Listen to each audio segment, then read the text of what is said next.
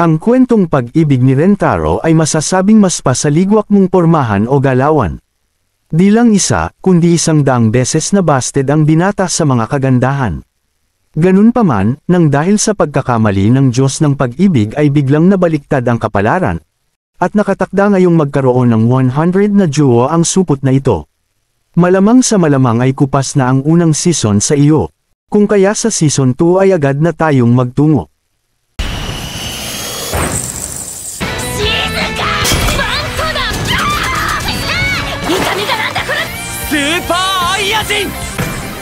Nagsimula ang ikalawang yugto sa mabilisang flashback, tungkol sa binatang na itakda magkaroon ng 100 girlfriend. Minatamis doon, minatamis dyan, minatamis dito, hanggang sa 6 na ang jowa ni Romantiko. Makikitang tinipon ni Hakari ang lahat, at sinabi na ang mga relasyon ngayon ay madalas nang magtapos sa loob ng 3 buwan. Kaya, dahil 1 taon na mula nang makipag-date sila kay Rentaro sa season 1 ay naharap sa malaking problema. Nagsimulang mag-alala ang mga halimuyak, binanggit ni Hahari na 2 episode lang siyang nakasama ng binata. Iniisip naman ni Karani na baka magsawa si Rentaro sa kanya at ganun din ang iba pa. Para maayos ito nagpresente si Hakari ng plano, kung saan umeksena si Kasori dala ang magic fluid. Ganun pa man, habang hinahalo ang formula ay biglang nagkaroon ng malaking pagsabog.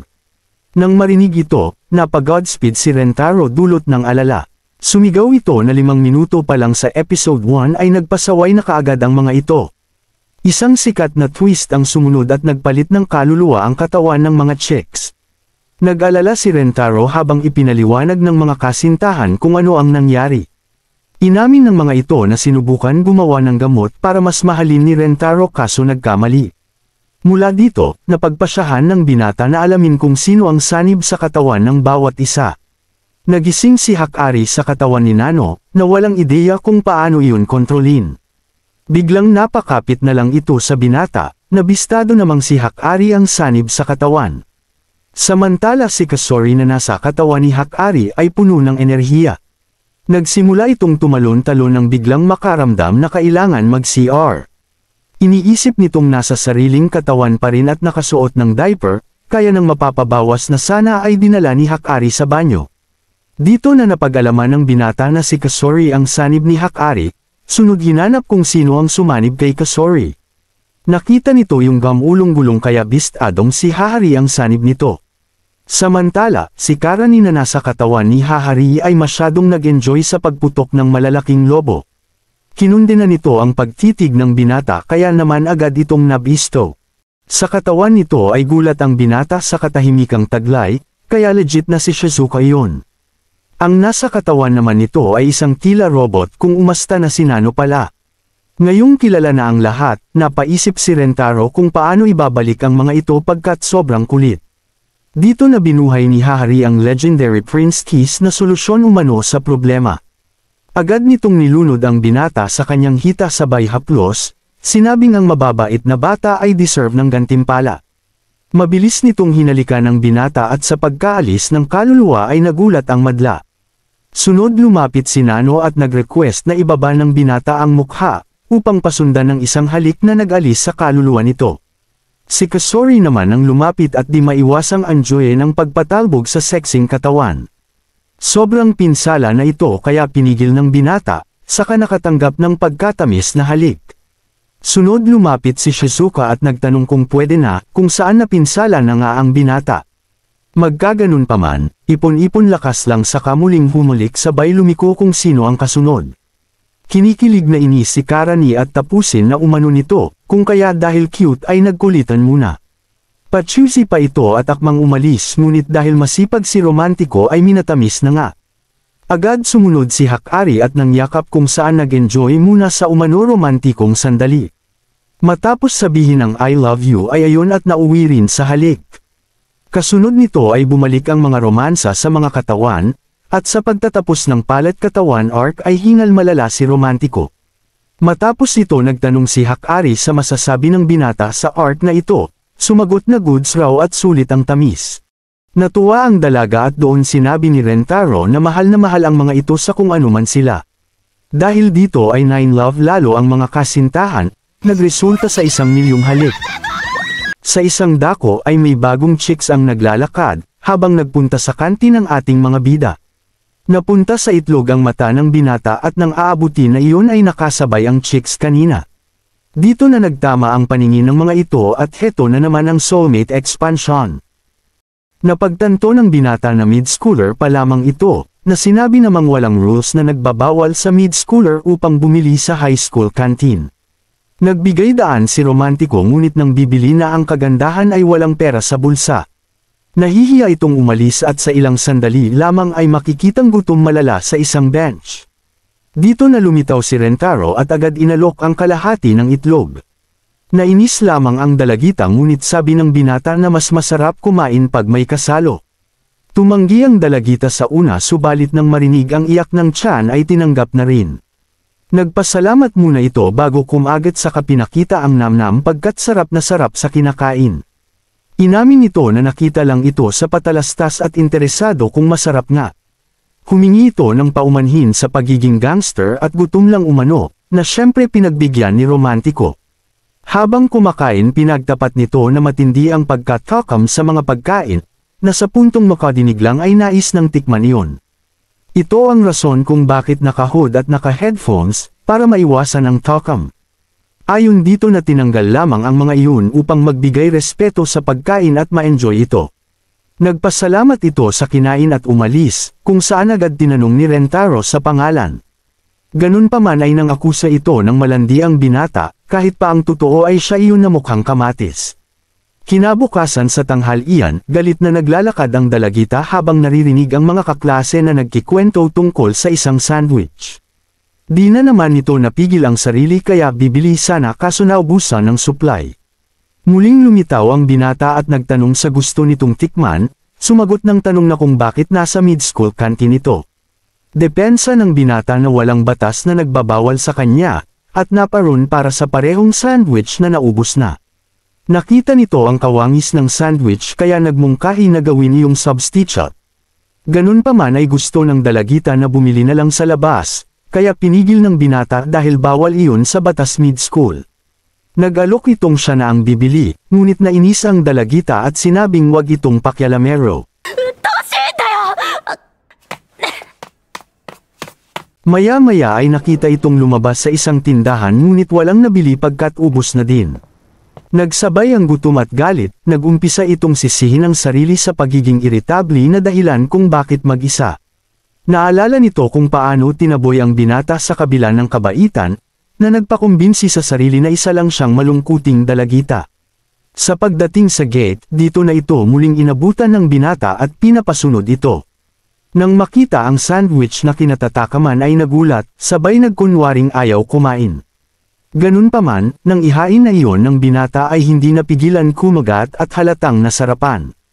Tinanong nito si Rentaro kung saan iyon nabili, nagtapat na pinayagan gumamit ng kusina at nakipaglaban upang maluto iyon. Doon na nito nakita ang pinsala ng binata at matapos mag-guilty ay nagtanong kung bakit mabait pa rin ito. Hindi nito alam ang kanyang pangalan at wala ring magandang katangian. Dito na nag-take over si Romantiko, sinabing ang pag-enjoy at pagrespeto nito sa pagkain ay sadyang kahanga-hanga. Aktong sundir pa ang isa, kung kaya bamanat si Romantiko na kapag ikaw ay kasalo, ang pagkain ay sumasarap lalo, ang natatangi mong kalidad ay nagbibigay ligaya sa madla. Sumagot si Romansa na maging ikaw ay ganun din binata, kung kaya maaari bang saluhan mo ako lagi bilang aking kasintahan. Nagagalak na tinanggap ng Mr. Romantiko ang alok sunod nagpakilala ang binibini bilang si Kurumi. Kasunod nito ay muling nagsungit ang dalagita sa pagkagutom, hanggang ipakilala na ni Rentaro ang ikapitong kasintahan sa pamilya. Niliwanag ng binata na si Kurumi ay irritable pag gutom, at madalas malamig ang orahan. Saktong paliwanag iyon pagkat sinabi ni Kurumi na sa binata lang siya may paki-period. Nag-aalala na ang mga kagandahan ngunit naging kalmado si Nano, sinabing ang pagtatalo ay hindi makatutulong sa sitwasyon. Feeling ng lima na tinatraidor sila, pero nang sabihin ni Nano na nakikipagchika dahil sa legit mahal ang bawat isa ay nagresulta sa family hug. Kasunod nito, pinakita ni Rentaro ang tungkol sa isang food festival na malaki ang premyo at nagmungkahi na sumali sila. Sa kabila nito, napagdesisyonan ni Kurumi na magsulo sa paniniwalang magiging pabigat lamang ang iba. Nilinaw ni Hahari na kailangan ng guardian ng mga mid-schooler na kalahok, kaya dahil hindi libre ang mga magulang ay nag-alok si Kurumi na ito ang pumalit. Agad pumayag si Hahari at sa huli ay maglalaro pa rin bilang Team Rentaro. Fast forward, nagsimula na ang food festival at nagtipon ang lahat para sa kompetisyon. Simple lang ang mechanics, bawat kalahok ay may 10 miyembro at may 5 rounds. Maaaring magpalit ng mga manlalaro anumang oras at ang team na may pinakamataas na puntos sa dulo ang mananalo. Pinaliwanag iyon ni MC sa paraang handang magserbisyo, kaya sabi ni Karani na anime ito hindi eleksyon. Goal ng binata na palakasin ang chemistry ng team lalo na't may bagong recruit na si Kurumi. Nagsimula ang unang round at ang hamon ay kumain ng kanin. Walang puntos ang side dish at layunin lamang na kumain ng kanin hanggat kaya ng kalahok. Hinikayat ni Kasori ang lahat na kumain, subalit nag-aalala si Hakari na mabusog agad sa first round pa lang. Kumpiyansa si Kurumi na kaya manalo mag-isa kung kaya nagalit ang madla. At sa isip ni Karani ay basura lang sila kay Kurumi. Agad na magitan ng binata at umaasang makukuha ang chemistry bago ang finals. Gusto nitong magsimula sa basics at sa unang tapatan ay sila ni Kurumi ang sumalang. Ganun pa man, maling dish ang gustong tirahin ng dalagita kaya hinainan ito ng binata. Sa wakas ay bumilis ang pagkain ng dalaga, samantala napakomment ang extra na kung tanga ba raw ito at 0 points ang kinain. Ikinagalit iyon ni Romantiko at nagbantang kukulamin kung sino iyon, habang nilandi ito ni Hakari na pumipigil sa kanya. Umeksena si Karani at tinanong ang binata sa plano nito, sumagot na magtiwala lamang. Iyon pala ay ang ipakita ang maganang mukha ni Kurumi, na tila gayuma na umakit sa madla upang ang 0 points ang tirahin. Gulat si Karani sa plot magic, at sa pagpapatuloy ng round ay sunod-sunod ang mangkok ng kanin na nauubos ng dalawa. Di alam ni Karani kung naging joyboy na si Rentaro, sinabi ni Nano na dapat nasusuka na ito, habang nagpayo si Hakari na wag nitong galingan masyado. Pinaliwanag ng binata na palitan ang mga kagandahan sa pagdala ng kanin, ngunit kahit pa kanin lahat iyon ay iba-iba umano ang lasa. Napinsala nito ng husto ang mga romansa sunod binilisan pa lalo ng dalawa ang pagkain. Sa isip ng extra ay halimaw ang mga ito hanggang sa matapos na nga ang unang round. Ikatlo ang ating team sa talaan, at kahit qualified next round ay naisip ni Rentaro na niluto sila. Sa kabila nito, pinuri ni Hahari si Kurumi sa galing nitong kumain ng ulam. Pangalawa ang Team Gorilla at ang solo flight na si Chanko ang number 1. Gulat ang madla sa tindi nitong lumamon, at sabi pa ng mga ito na nabago ang anime karakter kumpara sa manga. Muling nagserbisyo si Miss MC habang pinapaliwanag ang hamon sa next round, at iyon ay ang uminom ng bubble tea. Nagtanong ang binata kung sino ang sasali, sunod nakatanggap ng haplos, with matching lunod view dahil sa effort. Samantala sinabi ni Kurumi na sasali sa bawat round, at kahit pa sinabihan ng binata na magtulungan sila ay nanatiling matigas ang puso.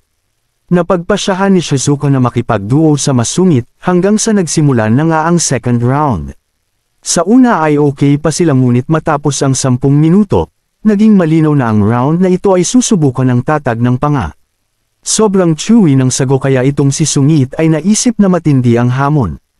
Nang tingnan nila si Shizuka ay basic lang dito kaya maging si Karani ay nagtaka sa sobrang galing nito. Ayon sa binata na ito ang pinakamaliit ang bibig habang natanto ng iba na napakabilis nitong ngumuya.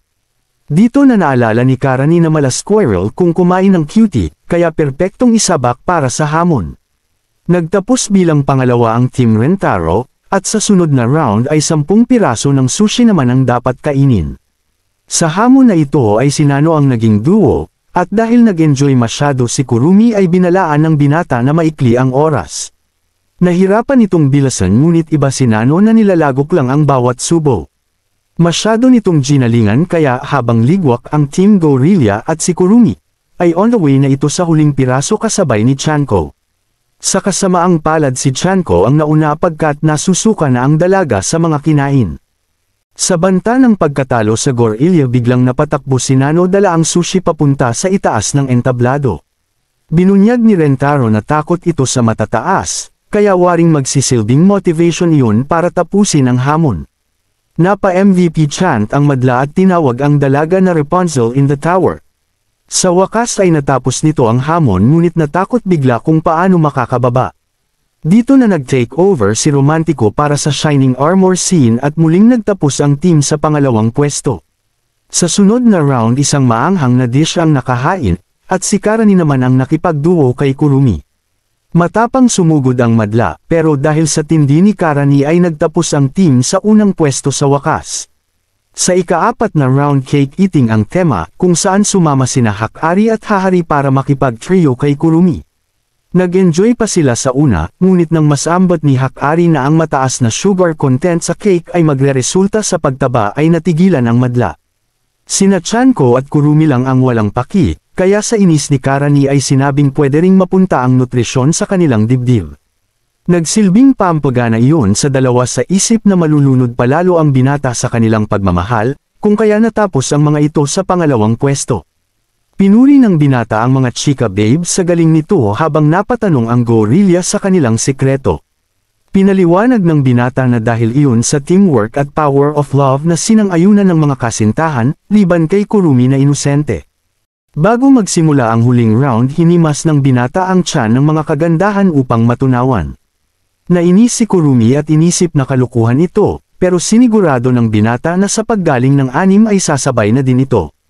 Ramen eating contest ang naging tema sa huling round, kung saan si Kurumi na lang ang natira para sa hamon pagkat flop ang romantiko teknik ng binata. Sa pagsisimula ay muling nilasap ni Kurumi ang kinakain, habang tila pasuko na ang leader na Gorilya. Ganun pa man, tumanggi itong sumuko na nagbigay inspirasyon sa mga fans kaya naman muling sumama ang teammates para sa huling alam.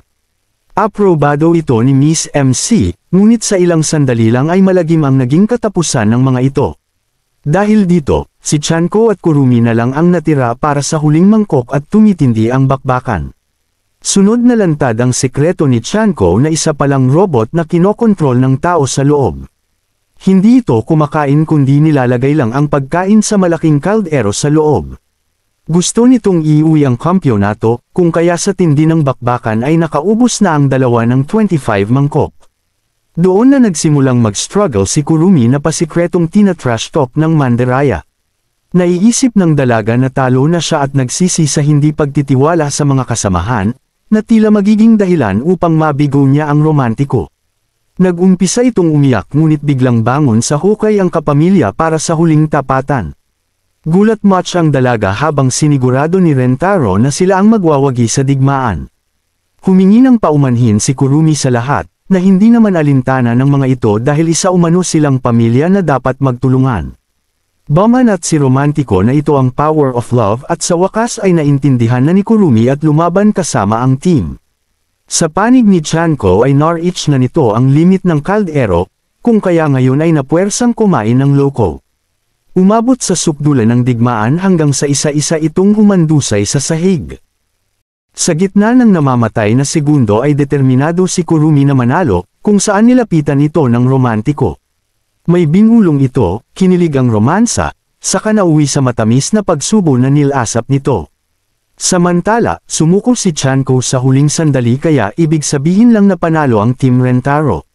Finals MVP si Romantiko at tumanggap ang mga ito ng ice cream bilang isa sa papremyo.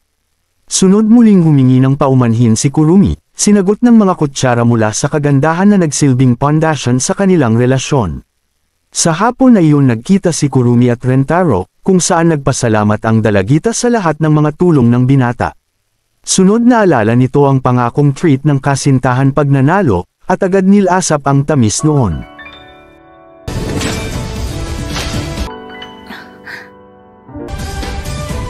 Sa wakas ay nalaman ni Romansa kung ano ang lasa noon, kaya sana all na lang sa'yo Romantiko.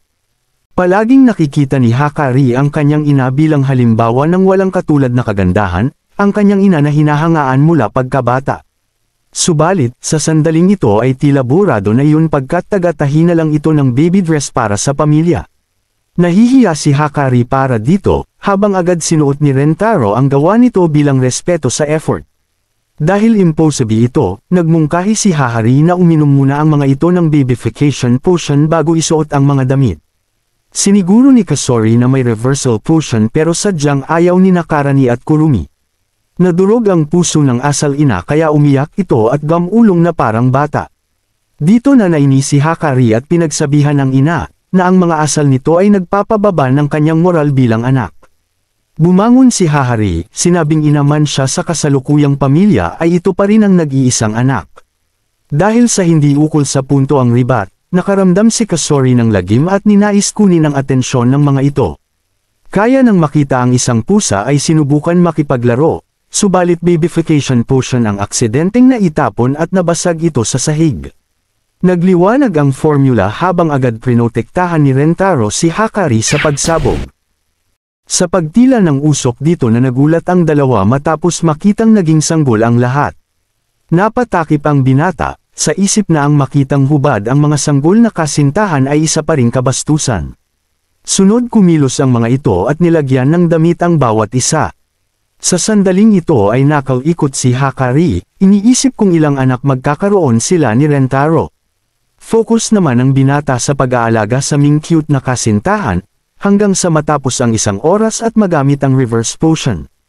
Sinubukan itong makipaglaro kay Baby Shizuka subalit gumapang ito palayo dahil sa takot. Kaya, matapos makuha ito ay sinayaw-sayaw muna. Samantala, nagawi si Baby Kurumi sa malalaking reserba at nang walang pag-alinlangan ay kinagat ang nguso ng pitchel. Sinubukan nilayo ni Hakari ang pasaway subalit patuloy na uubos ang lakas kasabay ng reserba. Gusto sana tumulong ni Rentaro kaso nagpasaway si Baby Nano at kailangan ng asikaso. Nang makuha ito ay tila nainis at nang bulag ng mata, habang sinubukan inumin ni Baby Kasori ang reverse potion sa maling oras. Mabilis naman itong naagapan ng binata nang biglang si Shizuka naman ang magpasaway. Samantala, naharap sa pagkaubos ng reserba si Hakari matapos sumali na rin si Baby Karani sa pagsipsip. Nagsimulang mag-away ang dalawang baby na kapwa ayaw mag-share ng reserba, dahilan upang sigawan ito ng dalaga para tumigil. Huminto naman ang mga ito yun lang at umiyak, kaya pinatahan ng dalaga at inalok muli ang reserba. Habang hirap ito ay umakyat naman si Baby Hakari at nanghila ng buhok, kaya napaaray sa sakit. Ngayon ay alam na nito ang hirap ng maging isang ina, swerte na lang at maalaga pa rin ang baby mama. Ganun pa man, nasobrahan sa pasaway ang dalawa buti na lang at mabilis kumilos si Romantiko at sinalo ang mga ito. Mapapatawa ang mga cutie, isang sandali na nagbigay ginhawa kay Hakari. Samantala nakakuha ng ideya si Rentaro kung paano patatawanin ang mga ito, kaya ipinamalas ang kagalingan sa pagsisid. Success naman ang hirap nito pagkat nakatulog ang mga pasaway, sa kabila ng matinding pinsalang kapalit nito. Matapos gamutin ng akting asawa nagpatuloy ang mga ito sa pagiging magulang. Habang hawak ang ina, napatanong si Hakari kung anong hirap ang dinanas nito upang palakihin siya. Dahil dito binahagi ng binata ang naging pag-uusap nila ng ina nito sa nakalipas. Sa gitna umano ng mga pagsubok ay si Hakari ang nagsilbing lakas nito, upang pagtagumpayan ang mga hamon ng buhay, at mabigyan ng magandang kinabukasan ang mahal na anak. Naantig ang puso ng dalaga at naalala ang panahong kinukulit pa ang ina para mabigyang atensyon. Ang gintong alaalang iyon ay naging daan, upang mas pahalagahan ng dalaga ang mga sakripisyo at pagmamahal ng kanyang ina. Kasunod nito ay balik-alindog ang bawat isa at napaiyak si Hakari na hindi nakita ang mga cutie. Naisip ng iba na kulang pa sa development ang utak nito, ngunit maging sina Kurumi at Karani ay ganun din pagkat tumitig sa reserba. Sinamantala ni Hakari ang pagkakataon at humingi ng tawad sa ina sa mga sinabi, at ganun din ito na sinabing dapat ay sinaalang-alang ang damdamin ng anak. Tiniyak ni Hakari na mahal at respetado ang ina, kasabay ng kung gaano sumaya ito matapos makilala ang kanilang Rentaro. Hinikayat ng dalaga ang ina na maging tapat sa sarili, lalo na sa kanilang grupo na handang suportahan ang bawat isa. Nagkadramahan na, ngunit nang ipagbigay alam ni Kasori ang extra babyfication, ay muling na interes si Hakari na gamitin iyon sa pamilya. Ayaw na ulit ni Hakari sa ina habang prioridad nito ang makitang sanggol ang bawat isa. Sa hapon ay nagsalo ang pamilya sa biskwit, at habang enjoy ang iba ay nilalasap ni Kurumi ang bawat piraso. Pinuri ni Hahari ang cuteness ng mata nito subalit sinabing mas cute ang kay Shizuka at Nano. Nagdulot ito ng alon ng papuri sa cuteness ng mata ng bawat isa, at sa bawat papuri ay aprobado naman ni Rentaro. Ganun pa man, nang sumali na si Hahari upang purihin ang mga mata ni Mei ay naiba ang ihip, pagkat kagaya ito ni Spider-Girl na laging nakapikit. Ang maid na ito ay nakangiti lamang, at walang balak ipakita ang visual powers. Nang magtanong si Shizuka sa kulay ng mata nito, ay napag-alaman natin na rainbow pala at hindi rin igan. Excited nag-request si Kasori upang makita iyon, subalit tumanggi ang maid at sinabing parte ng trabaho ang pagiging masayahin. Binigyang permiso ito ng amo para damilat, subalit nang gawin iyon ay hindi na magawa pa.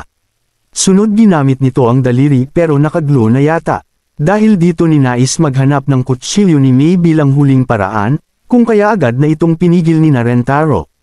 Nagtaka si Kurumi kung paano ito nakakakilos gaya ng isang normal na tao, pinaliwanag na sinlakas ni Spider-Girl ang mga senses.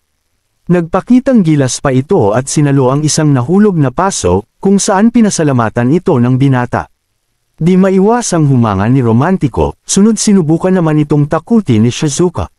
Nakyutan lamang dito ang madla kaya nagkunwaring takot ang isa bilang respeto sa effort.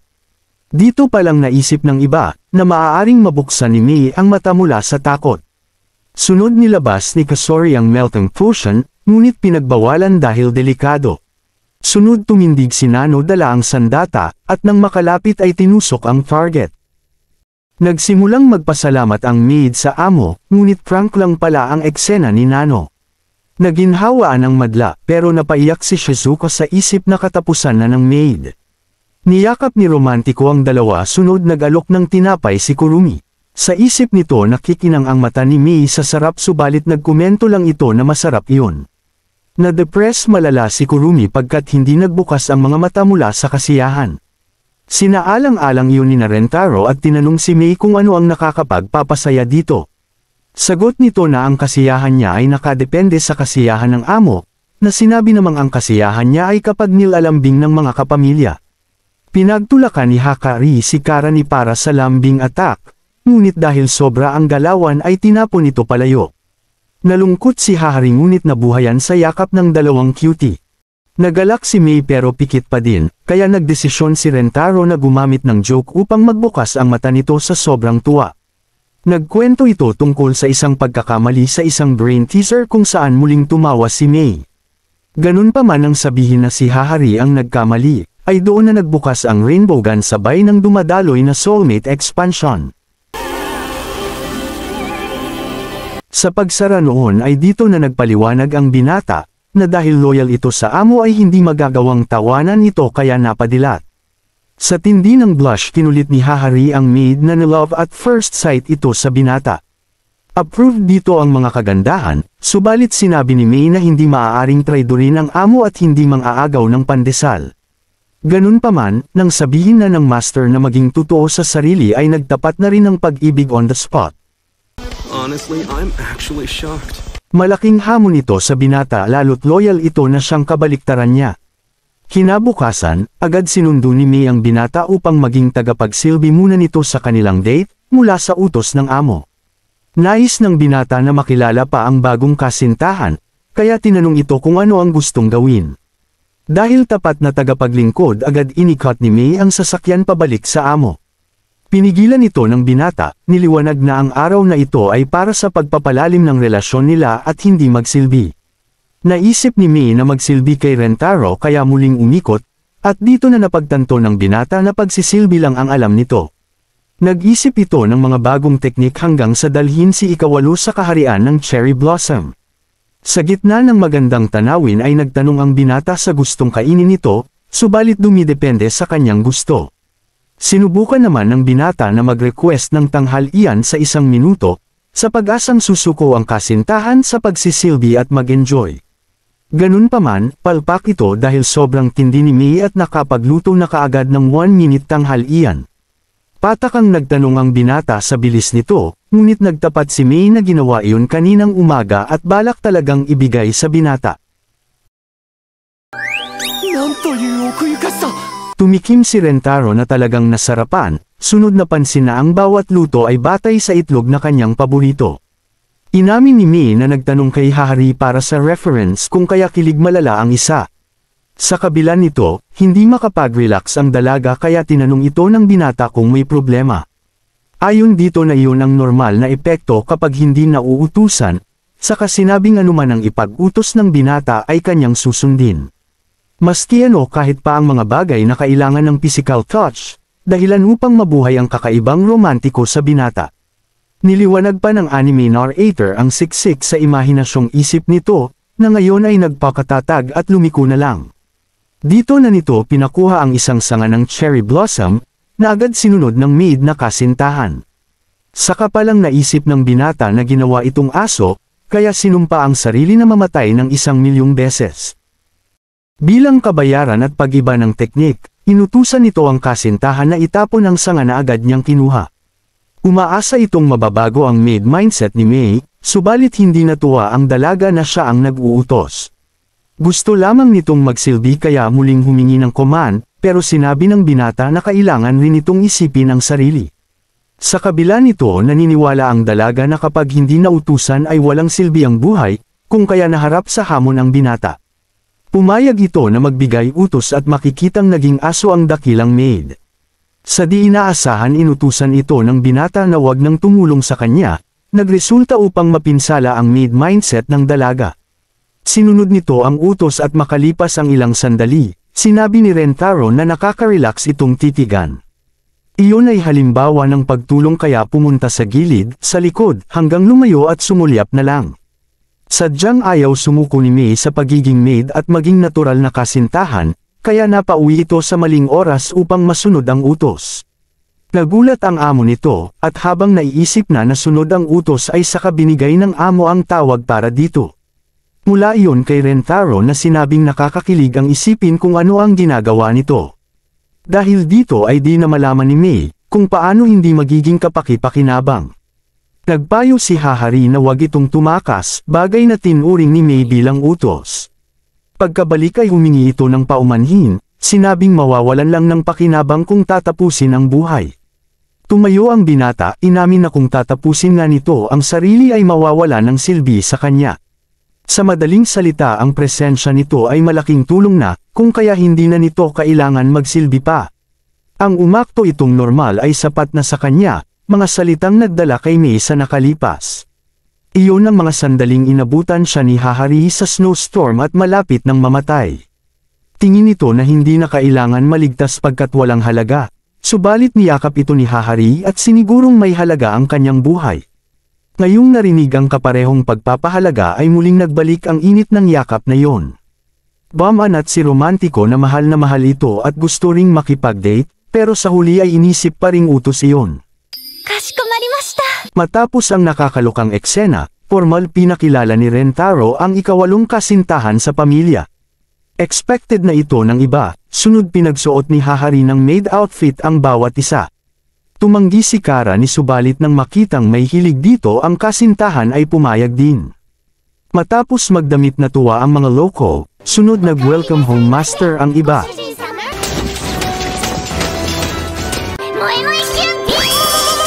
Nagtaka si Hahari kung paano hindi nadudumihan ang hem ng mga maid, sinabi ni Mei na masteri lang ang kailangan. Sunod nagpresenta si Hahari ng water gun battle, na sekretong gusto makitang basa ang bawat isa. Simple lang ang rules, ang huling kalahok na hindi nabasa ay makakatanggap ng halik mula kay Rentaro. Nagsilbing pampalgana iyon habang napareklamo si Rentaro, sinabing mas masaya kung lahat ikikis. Man. Mabilis itong nagbihis bilang ref, na ika na in love lalo ng bawat isa na gustong manalo. Pamito na si romantiko at naunang pinaputukan ni Karani ang pinakamatinding kalaban sa laro. Gumamit ng observation si Mei at swabing umiwas, saka nagpaputok na naiwasan naman ni Karani. Ngunit, nagresulta yun upang hindi makagalaw kaya napatamaan ni Kasori. Nagsaya masyado ang cutie, ayon at siya naman ang napatamaan ni Nano. Dulot ng basang mga chicks sinamantala ni Hahari ang chance at kinunan ang mga ito. Balak ni Kurumi na i-delete na ito sa mundo, ngunit alam ni Hahari ang kanyang kahinaan. Dahil sa gluten, ayon at isa na naman sa naging biktima. Sinubukang tapusin ito ni Nano, subalit pinigilan siya ni Mei na maid nito. そうはさせません。射出された水の推進力、予測空気抵抗。 Nagsimula silang magpalitan ng putok na waring nasa digmaan, hanggang sa maisip ni Nano na hindi birong kalaban ang maid. Nagpalit ito ng target at sinugod si Shizuka, na nalito di Taranta at nagpaula ng putok sa iba-ibang direksyon. Nang handa na itong tapusin ni Nano ay saka tumama ang isang atake mula sa itaas. Ayon sa ref na isa iyon sa mga atake ni Shizuka kanina, sunod pinuri ni Kurumi ang galing nito. Sa kasamaang palad ay tinamaan nito ng sariling atake, kaya nagpakuha na lang kasama si Nano bilang alaala. Ngayon ay 3 kalahok na lang ang natitira at nagtutukan sina Mei at Hakari. Sa puntong ito ay kay Hakari ang kalamangan pagkat ginawang hostage ang amo ni Mei. Nilantad nito na nagkapelang hanggang sa finals at ngayong may sandata na ay nais tapusin ng maid ang sarili, kapalit ng kalayaan ng amo nito.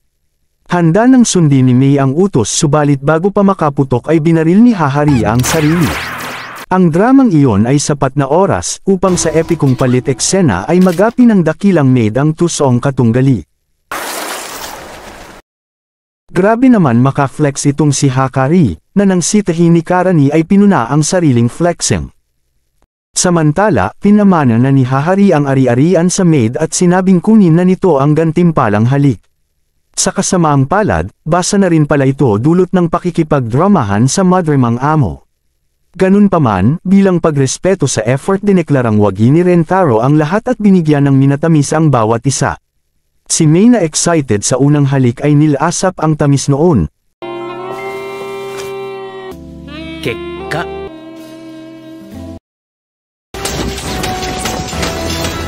Nagresulta upang mabasa ang binata na ikinabasa lalo ng dakong ibaba. Sa hapon na iyon nagkwento si Mei sa kung paano naging maid ni Hakari at ng bagong pamilya. Na-touch malala ang binata, sunod sinabi ni Hakari na matapos mapulot si Mei ay nag-offer na ampunan ito, subalit pinili nitong magsilbi bilang maid. Sinabi ni Hakari na kayang palitan ang pera ngunit hindi ang buhay, at pinagmamalaki na niligtas si Mei noong araw na iyon. Ganun pa man, nang tanungin ni Mei kung bakit siya niligtas at sinabi nitong sobrang cute daw kasi. Nainis dito si Karani subalit banat ni Hakari na iyon raw talaga ang karakter ng ina. Samantala, si Mei na na-touch sa papuri ay niyakap ang mapagmahal na amo. Man. Honestly, I'm actually shocked. Nasundan ito ng krisis sa loob ng pamilya. Matapos magpakasasa sa mga pagkain sa nakaraang food festival, karamihan sa mga chicks ay nagulat nang makitang tumaba sila ng kaunti. Hindi apektado sina Mei at Kurumi, pero yung iba na takot sa weight gain ay nilaan ang oras sa hapon para sa girlfriend training. Umaasa ang mga ito na magbalik alindog kaya mag-isang umuwi si Romantiko. Sa lakad nito ay nakita ang isang chicks mula sa isang baseball team, na sinabing kailangan umano ng recruit. Sa gitna ng malagkit na tingin heto't damaloy ang soulmate expansion. Matapos mavisak ang domain inimbita agad ni Romansa ang binata na sumali, ngunit giniit nito na lalaki siya. Nagpakilala ang dalaga bilang si Iko, sunod nagtapat na siya na lang ang tanging miyembro sa team. Isang buwan lamang ay kumpleto pa ang line-up, ngunit dahil sa ambisyong mag-champion ay pumunta ang lahat sa Amerika upang doon magsanay. Bagamat sinawing palad determinado si Iko na makakuha ng kakampi, kaya pinapakita ang kahusayan sa pag-swing upang makarecruit ng manlalaro. Ang bawat swing ay may lakas at ritmo, subalit napansin ng binata na tila nanginginig ito sa bawat hampas. Sa kabila din noon ay tila nasisiyahan ito, sa gitna ng pagod at sakit na nadarama. Ilang sandali pa ay sumuko na rin ang katawan ng Certified Super M, kung saan nag-alala ang binata. Sa di inaasahan ay bakas ang lubos na kasiyahan sa pagmumukha nito, dahilan upang mapagtanto ni Rentaro na M ito. Upang matiyak na magiging maayos ito nilista na ng binata ang sarili sa baseball team. Nasundan ito ng gulat ng mag-request si Kapitana na hampasin umano ang tiyan sa gitna ng practice. Nag-umpisang magsanay ang mga ito, at sa bawat paghuli sa bola ay binubuhos ng dalaga ang lakas upang kunin iyon. Halatang masakit na ang katawan nito dulot ng mga pagsisid, pero iba talaga pag Super M. Inabutan ng mga ito ng maghapon at habang nagpapahinga ay minasahe ni Iko ang binata. Natutuwa ang dalaga pagkat sa pagsali ng binata ay muling nabuhay ang kasiyahan sa paglalaro. Muli itong nagpasalamat habang nangako si Rentaro na tutulungan ito sa pag-recruit. Kinabukasan, muling naalala ni Iko ang moments kasama ang binata at umaasang makalaro ulit ito. Dito na napagtanto ng dalaga ang pag-ibig sa binata, nang sa gitna ng lakad ay makita itong may chicks na kasama. Naghawak kamay ang mga ito kaya sa unang pagkakataon ay ibang sakit ang naramdaman. Sa hapon ay muling nagkita ang mga ito, pero imbes mag-practice ay napakonfess ang dalaga at humingi ng date. Honestly, I'm actually shocked. Nag-isip ang binata sa kamahinahon tumanggi, sinabing sa 8 kasintahan pa lang ay hirap ng paligayahin ang mga ito. Wasak na wasak ang dalaga, pero dahil Super M ay kasiyahan iyon sa kanya. Ang matinding pagkabigo ay tila gasolina lamang, upang masilaban ang kakaibang hilig. Dahil dito, napasimp mode ang isa gaya ni Sanji at sinabing bistado ng M ito sa umpisa pa lang. Halimbawa noon ay ang sweet moment kahapon kasama si Nano, na imbes malungkot sa ganap ay natuwa pa sa sakit ng heartbreak. Kumpirmasyon iyon sa hinala kaya nahiya si Iko na may nakatuklas ng hilig. Sunod nagtapat ang binata na ang rejection kahapon ay biro lamang, at gusto itong madagdag sa koleksyon. Ang determinasyon nito ay kahanga-hanga, kaya nais itong suportahan kahit sa dulo ng walang hanggan. Kinilig ang dalaga at maging ang isa na Super M din naman talaga. Agad nagpalista ang dalaga bilang ika-9 na kasintahan, at excited maranasan ang pinakamagulong pag-ibig sa kasaysayan ng anime. Man. Ano pa nga ba't oryentasyon na naman ang kasunod, kaya bakas ang gulat sa iba sa paglago ng pamilya. Formal nagpakilala si Iko at nagbigay ng libreng hampas sa bawat isa. May mga ayaw at may gusto, sunod pinahayag ni Iko ang insecurity sa isip na mababa kumpara sa iba. Para sa kanya ay napakaganda ng hanay sa linya, kung ikukumpara sa tomboy at flat na gaya niya. Dito na siniguro ni Rentaro, na tomboy man ito ay may asim pa din sigurado. Bawat isa sa linya ay may natatanging bango, at ang hilig nito ay siyang trademark niya mismo.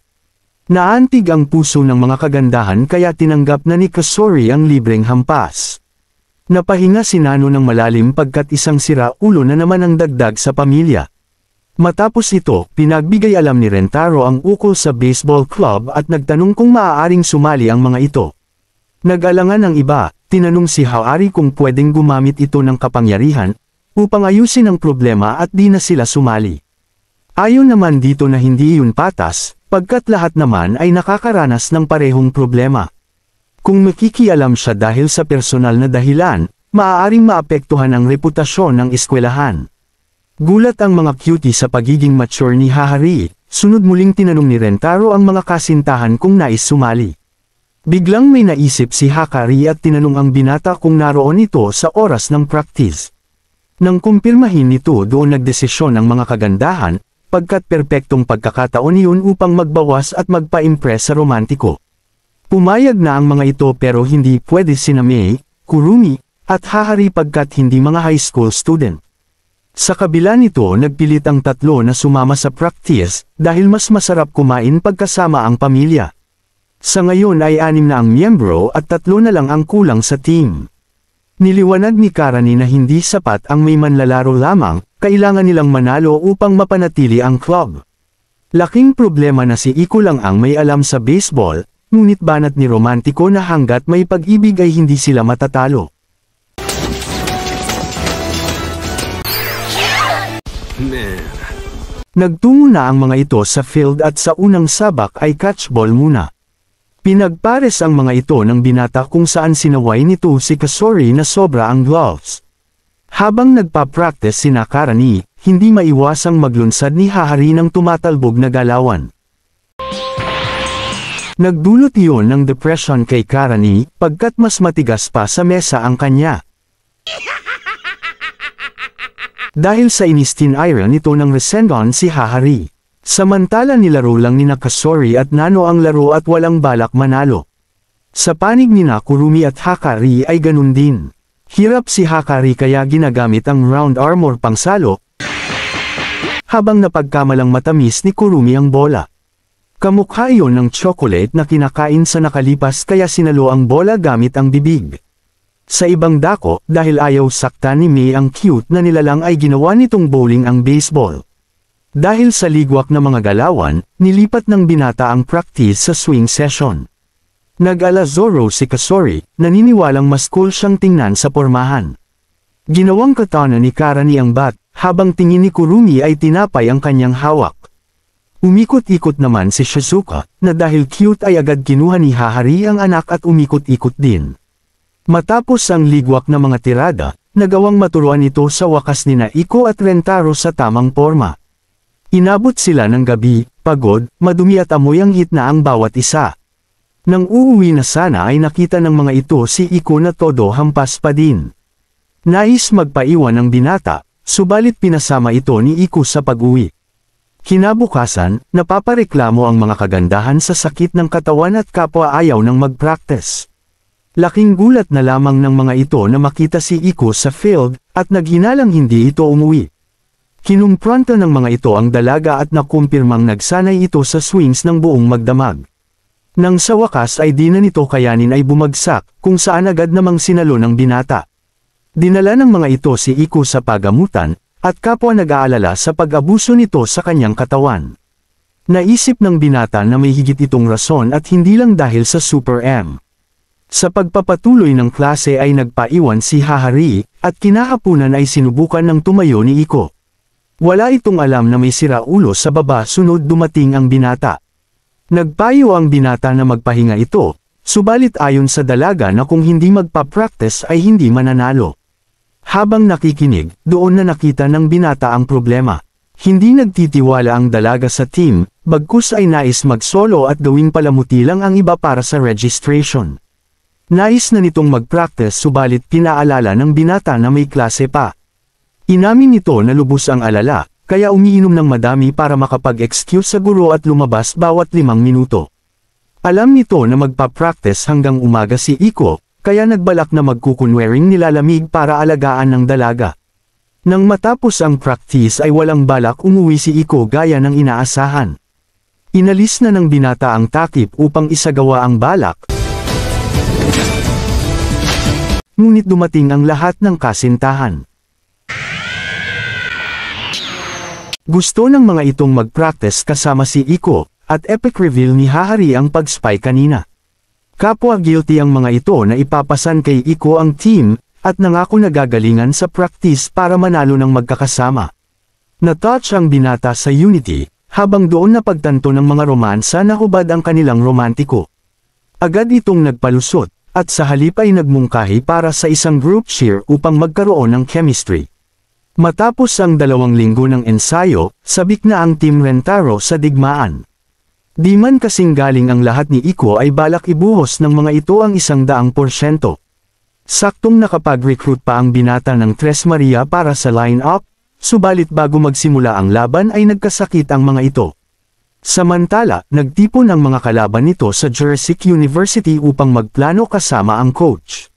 Pinaalala ni Tanda na magseryoso ang mga ito kahit practice game lang, at nangako ng letsyon kapag nanalo. Sunod lumapit si Rentaro sa coach ng mga ito, upang isali ang 3 pa at makumplito ang Rentaro line-up. Pumayag naman ito at matapos magpasalamat ay simula na. Nasa depensa ang Team Jurassic, habang nasa opensa ang Team Rentaro. Sumalang si Iko bilang pitcher at dahil sa lakas ay na-strike out agad ang unang batter. Nagdulot iyon ng alala sa Jurassic para sa nakatayang lechon de leche.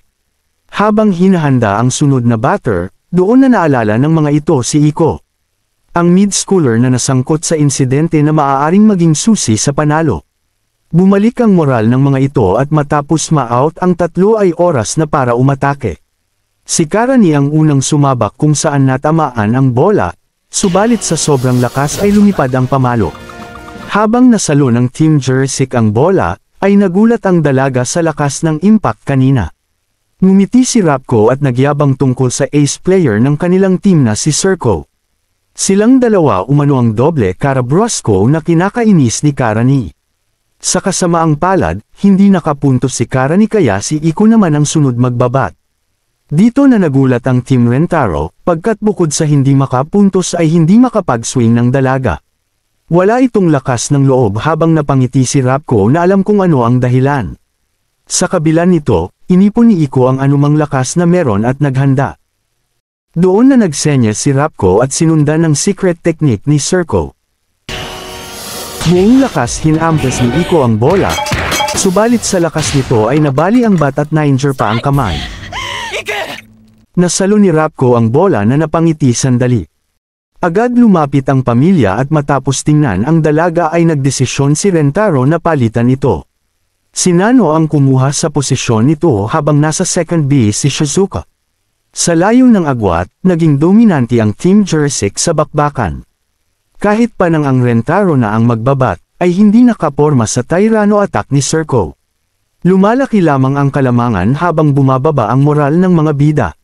Sinisi ni Iko ang sarili, subalit pinakalma ito ni Rentaro na determinado manalo. Hindi pa tapos ang laban, kaya nagmungkahi na mag-focus sila sa defense at pigilan makapuntos ang Jurassic. Samantala sigurado na ang mga kalaban na abot kamay na ang lechon de leche. Focus lamang si Rapco at hinanap ang sunod na target. Iyon ay si Shizuka na pinakamahina at nagplano kung paano masasamantala iyon. Agad itong lumapit sa target, at trash talk ang cutie na ito ang dahilan ng mga pagkatalo ng kanilang team.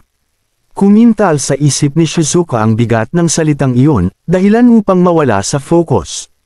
Kaya, sa pagtapon ng teammates sa bola ay hindi nasalo. Todo effort sina Rentaro para maka-recover, subalit nasundan iyon ng tira sa maling direksyon. Doon na binalot ng lungkot si Shizuka at naisip na minus ang impact niya sa team. Sa kabila nito, nakagawa ng defensive stops ang iba at napuwersa ang Jurassic sa depensa. Habang nagtitipon, ulit-ulit humingi ng paumanhin si Shizuka sa paniniwalang liability siya. Dito na naalala ni Kasori ang trash talk ni Rapco kanina, at pinagbigay alam iyon sa team. Nagresulta ito upang mag-alab ang enerhiya ng mga kagandahan, at ipagiganti ang naaping kapamilya. Si Karani ang unang sumabak sa pagbabat at waring nais nitong pumatay. Matindi ang hawak nito sa sandata habang patuloy si Rapco sa pag-trash talk. Pinawala ni Circo ang secret part at buong lakas sinangga iyon ni Karani. Bumwelo ito at heto na nga, biglang binalot ng gintong aura ang dalaga.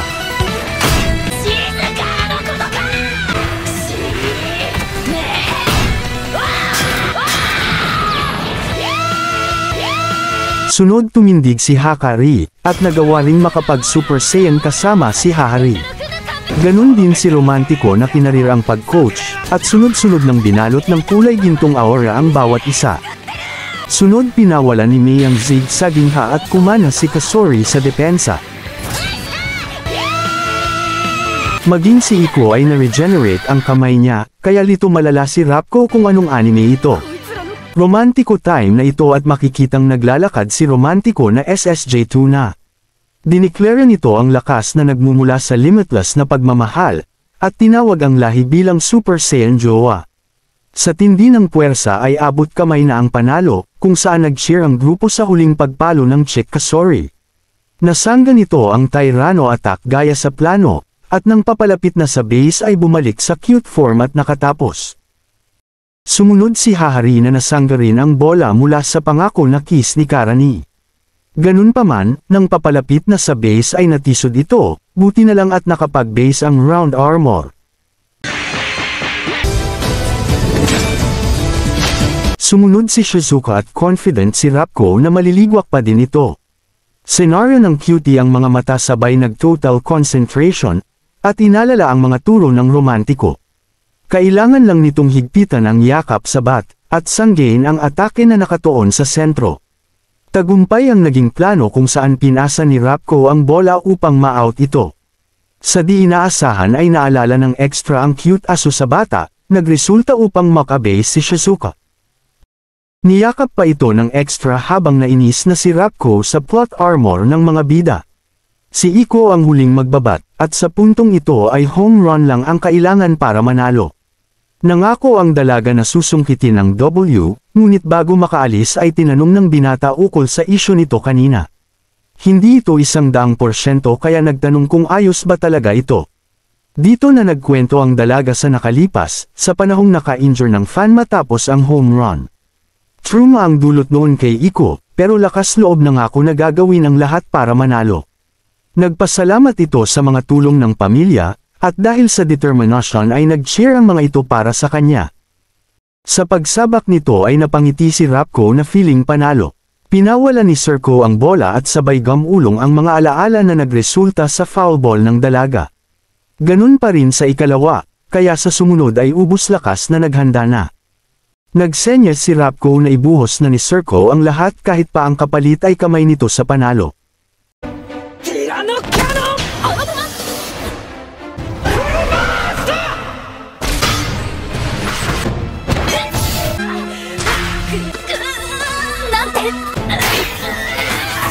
Matapos mapunit ang damit gaya ni Shaolin, dito na napasigaw si Rentaro ng Iko iubos muna at sasaluhon ko ng buong puwersa.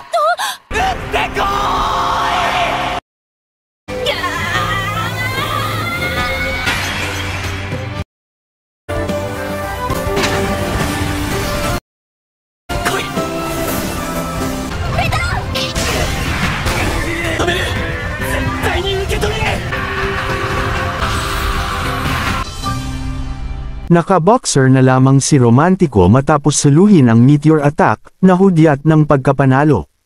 Napa-MVP chant ang mga romansa sa kanilang Romantiko, habang napatakbo dito si Iko. Nalilito di Taranta ang binata sa kanilang mga ayos, ngunit wala siyang takas sa minatamis attack. Adios. Sunod nagtipon ang mga ito sa restaurant upang mag-celebrate ng pagkapanalo. Kumikinang si Kurumi at nagsya kasama ang Team Jurassic na 3-init pa din ang coach ng mga ito. Bilang panapos, makikitang okay na sina Shizuka at Rapko sa isang dako.